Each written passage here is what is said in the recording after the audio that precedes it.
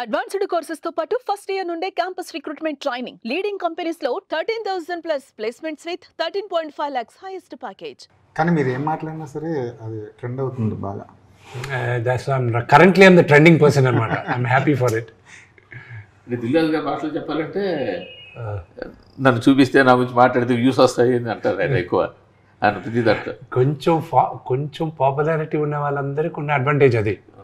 ఒకసారి ఎవరో ఏదో మాట్లాడితే సునీల్ గట్టిగా అన్నాడు, మాట్లాడుకొని తమ్ముడు నా గురించి మాట్లాడితే వాళ్ళ ఇంట్లో దీపం వెలుగుతుంది. ఎలాగని నెగిటివ్గా మాట్లాడింది పాజిటివ్గా మాట్లాడితే ఏంటి, నా గురించే కదా మాట్లాడుతున్నాడు, మాట్లాడుకొని అన్నాడు.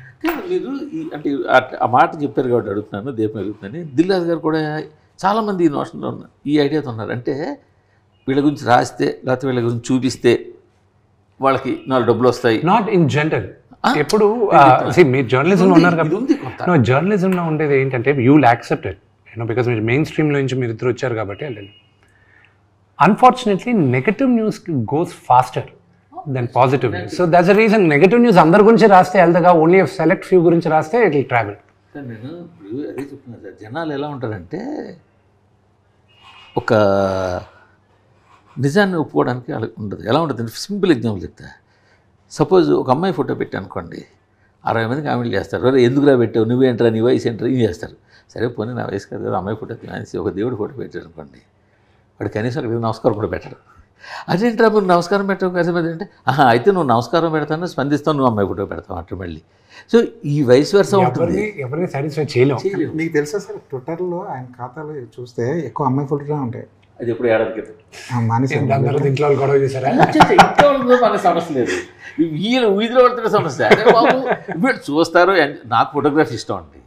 నేను ఏ ఫోటో పెట్టినా కూడా నా ఓన్ నేను క్లిక్ చేసిన ఫోటో తప్పించి నేను పోస్ట్ చేయను.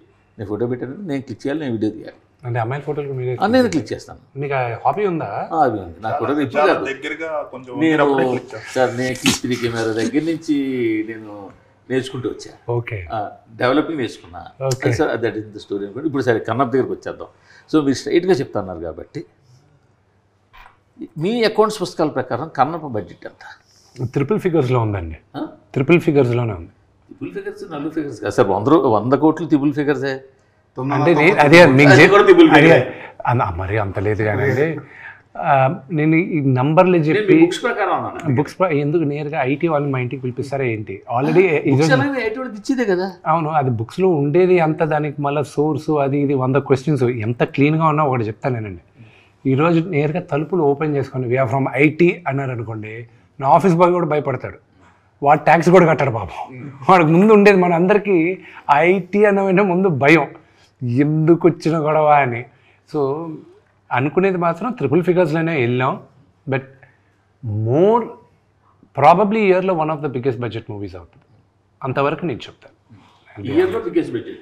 సో ఫార్ ఇప్పటి వరకు రిలీజ్ అయిన సినిమాల్లో it will be one of the biggest. ఈ ఇయర్లో రిలీజ్ అవుతున్న సినిమాల్లో మిగతా సినిమాలు ఏమున్నాయి పెద్ద బడ్జెట్లోనే? రాజాసాబ్ వస్తుంది, that could be bigger. That is definitely bigger. OG budget ఎంత ఉంది? I don't know. Around I think it is around 200 crores or something. This will be bigger.